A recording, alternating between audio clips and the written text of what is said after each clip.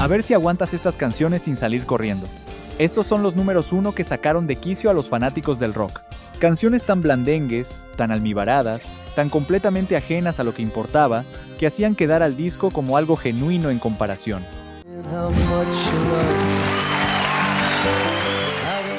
Algunas las escribieron leyendas que simplemente se perdieron. Otras las hicieron personas que no tenían nada que hacer cerca de un estudio de grabación.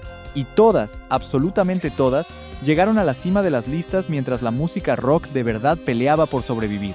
Si el corazón te aguanta, empecemos.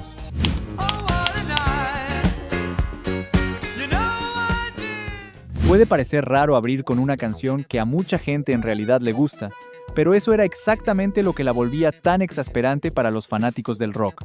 En 1975, cuando bandas como Led Zeppelin y Black Sabbath estaban sacudiendo los cimientos, The Four Seasons soltaron un track pop liviano y saltarín que brincó hasta la cima de las listas como si nada. Se sentía como un regreso a tiempos que el rock ya había dado por muertos.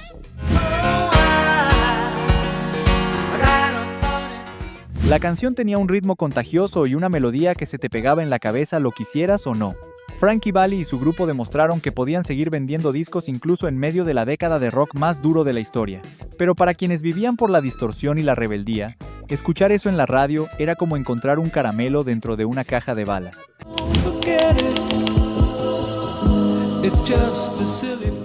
Esta quizás sea la entrada más difícil de defender en toda la lista, porque técnicamente hablando, la canción es una obra maestra.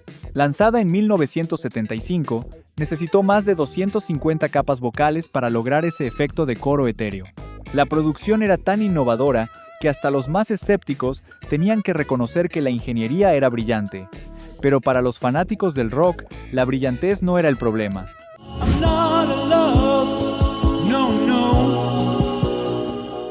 El problema era lo que representaba.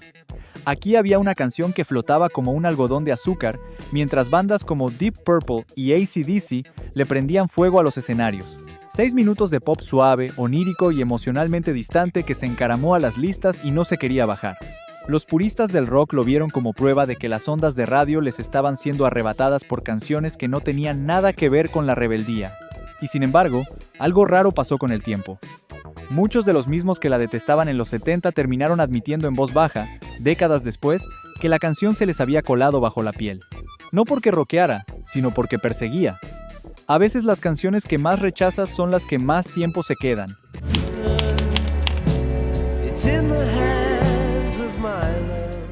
Después de dejar la mejor banda de rock de la historia, Paul McCartney tenía el talento y la credibilidad para hacer lo que quisiera. Podría haber roto moldes, sacudido convenciones, reescrito las reglas del juego. Pero no, en 1973 sacó My Love, una canción tan empapada de dulzura que hacía que la miel pareciera amarga. Se quedó 4 semanas en el número 1.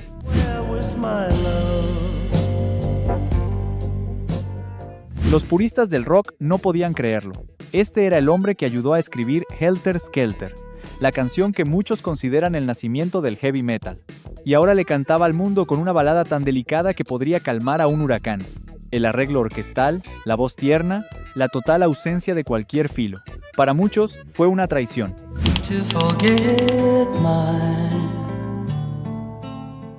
Si alguna vez existió una canción diseñada específicamente para acabar con la paciencia de cualquier fanático del rock, era esta. En 1975, el cantante brasileño Morris Albert entregó una balada tan indefinida, tan repetitiva hasta el agotamiento y tan completamente vacía de energía, que se convirtió en blanco instantáneo.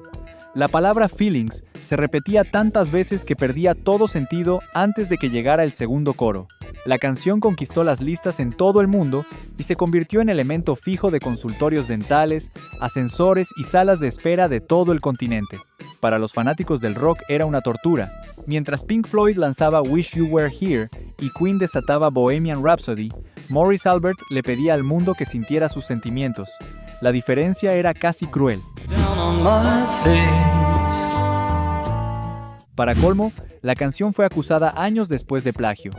Un compositor francés alegó que la melodía era suya, y los tribunales le dieron la razón. O sea, Los fanáticos del rock no solo tuvieron que aguantar la balada más empalagosa de la década, sino que después se enteraron de que quizás ni siquiera era original. ¿Había canciones en la radio de los 70 que te hacían cambiar de emisora de manera refleja? Cuéntanos en los comentarios cuáles todavía te dan escalofríos.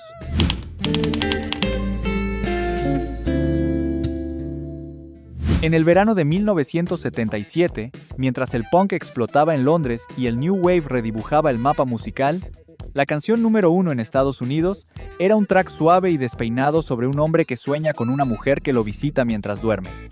Alan O'Day la cantaba con una sonrisa tan ancha que casi se podía escuchar a través de los parlantes. O'Day era en realidad un compositor capaz que había escrito éxitos para otros artistas, incluyendo el clásico de Helen Reddy Angie Baby.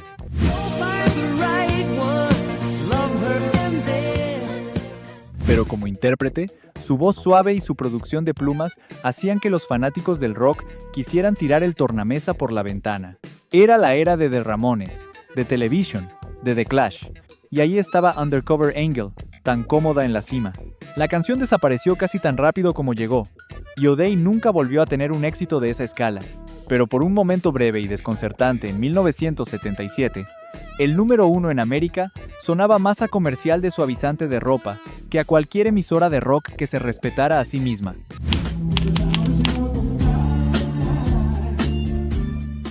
Aquí es donde la cosa se pone verdaderamente surrealista. En 1974, una banda de Nottingham, Inglaterra, decidió escribir una canción dramática sobre una batalla de gángsteres ficticia en las calles de Chicago.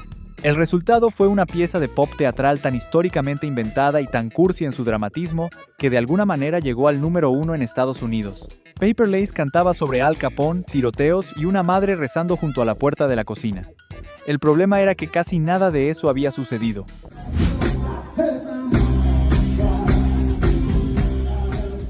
El tiroteo era invento, el drama era fabricado y los acentos eran inconfundiblemente británicos.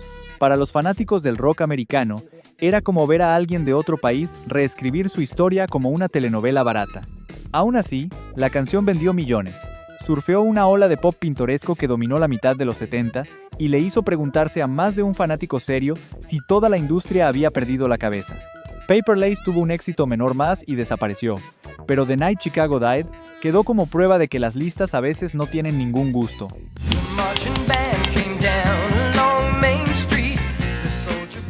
1974 fue un año difícil para cualquier fanático del rock que se pusiera a revisar las listas.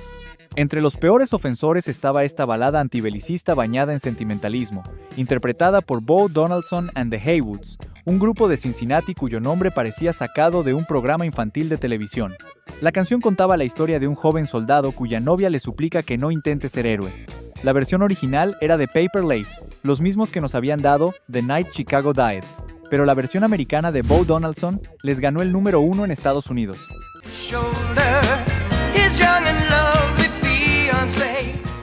La producción era pulida, el coro se te pegaba de la peor manera posible y la manipulación emocional era tan descarada que ponía los ojos en blanco hasta a la gente más paciente. La ironía más cruel estaba en el momento. Eran los tiempos de Vietnam, una guerra que había inspirado algunas de las canciones de protesta más poderosas y honestas de la historia. Creedence Clearwater Revival, Bob Dylan y Jimi Hendrix habían encarado el conflicto con fuego y sinceridad. Billy Don't Be a Hero lo abordó con un coro que parecía sacado de una obra de teatro escolar.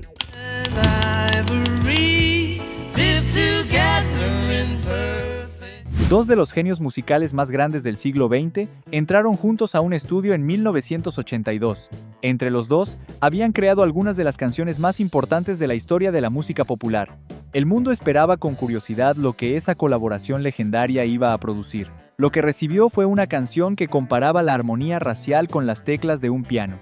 La metáfora era tan elemental que los críticos la calificaron de vergonzosa. Teclas negras, teclas blancas, viviendo juntas en perfecta armonía. McCartney confesó después que la idea le vino de ver al comediante Spike Milligan tocar un piano segregado en televisión.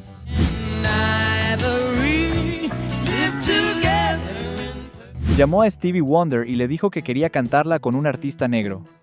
Wonder aceptó, y juntos crearon lo que los oyentes de la BBC votarían años después como el peor dueto de la historia de la música. La canción estuvo 7 semanas en el número 1. 7 semanas. Fue prohibida en Sudáfrica durante el apartheid, lo que le dio algo de peso histórico. Pero musicalmente era una golosina pop de dos hombres capaces de hacer temblar la tierra. Los fanáticos del rock esperaban un terremoto y recibieron una postal de cumpleaños.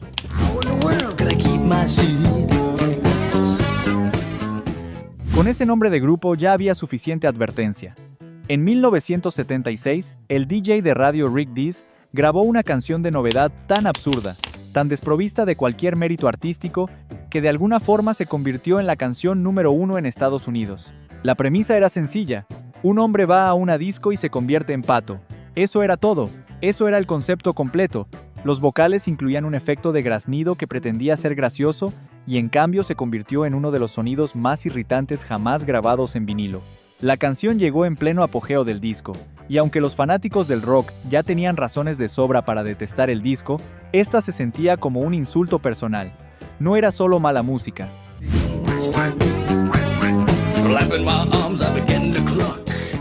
Era mala comedia haciéndose pasar por música. Rick Dees siguió adelante y tuvo una carrera exitosa como locutor de radio, y hay que reconocerle que nunca pretendió que la canción fuera más que un chiste. El problema es que los chistes tienen que hacerte reír, y Disco Dog hacía que los fanáticos del rock tuvieran ganas de llorar. Sigue siendo uno de los números 1 más incomprensibles en la historia de Billboard. ¿Sobreviviste a los 70 con la cordura intacta? ¿Cuál de estas canciones estuvo más cerca de quebrarte? Cuéntanos abajo.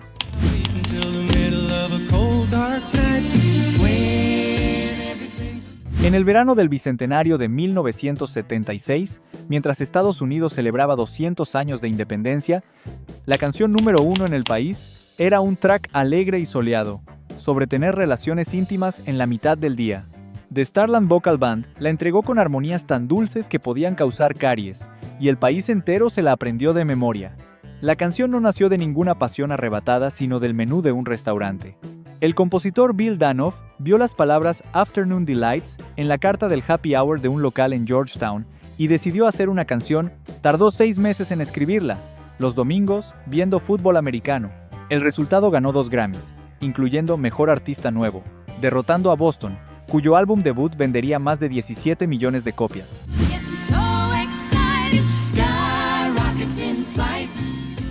Esa victoria en los Grammy quedó como una de las mayores injusticias en la historia de los premios. Boston le dio al mundo un sonido nuevo, una muralla de rock impulsado por guitarras que definió toda una generación. The Starland Vocal Band le dio al mundo una canción sobre el romance del mediodía y desapareció para siempre. Se convirtieron en el manual de lo que no debe ser un one-hit wonder y en un recordatorio de lo que pasa cuando la industria premia el azúcar sobre la sustancia. En 1974, el exídolo adolescente Paul Anka volvió a la cima de las listas por primera vez en 15 años. Pero en lugar de regresar con dignidad, apareció con lo que los oyentes de CNN terminarían votando como la peor canción de todos los tiempos. Having My Baby fue un dueto tan empalagoso que logró molestar a fanáticos del rock, feministas y críticos musicales al mismo tiempo y con la misma intensidad. Anka escribió la canción como homenaje a su esposa y sus 4 hijas. Pero las letras les parecieron a muchos posesivas y fuera de lugar. La Organización Nacional de Mujeres le entregó su premio al machista del año. La revista Mes no fue mucho más amable.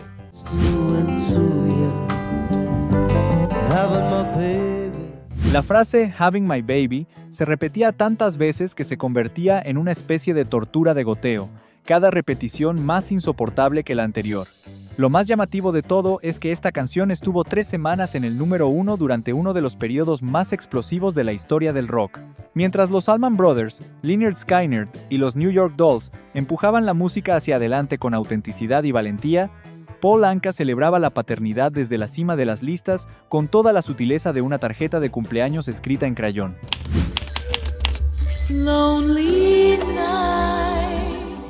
Hay canciones malas. Hay canciones espantosas, y luego está Muskrat Love.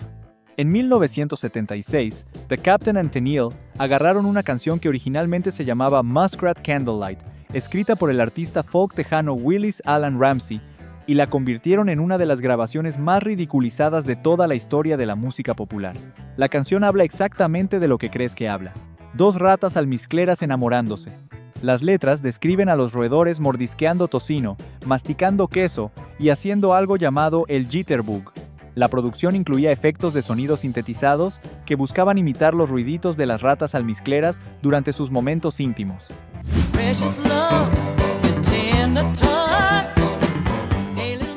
The Captain and Tennille interpretaron esta canción en la Casa Blanca en 1976 durante una cena en honor a la reina Isabel II. Un invitado le contó después a la prensa que el momento fue de muy mal gusto. Los votantes de CNN la colocaron como la segunda peor canción de todos los tiempos, justo detrás de Paul Anka. Los fanáticos del rock tuvieron una reacción todavía más física. Esta era la misma década que nos había dado a The Who, a Aerosmith y a Kiss. Y sin embargo, en algún rincón entre todo ese estruendo, dos ratas almizcleras llamadas Sam y Susie se abrían paso a mordiscos por las listas y se colaban en las pesadillas de cada guitarrista del continente. Y aquí está, la canción que encabeza todas las listas de las peores canciones jamás compiladas, la canción que su propia cantante llamó la peor jamás grabada. En 1985, Starship lanzó We Built This City, y el mundo del rock nunca terminó de recuperarse del todo. Para entender por qué esta canción duele tanto, hay que entender de dónde venía. Jefferson Airplane fue una de las bandas más importantes de los años 60. Eran la voz de la contracultura, el sonido de la rebeldía, el pulso del Summer of Love. En los 70 se convirtieron en Jefferson Starship, lo cual ya era un paso atrás. Para 1985 eran simplemente Starship, y la caída era total.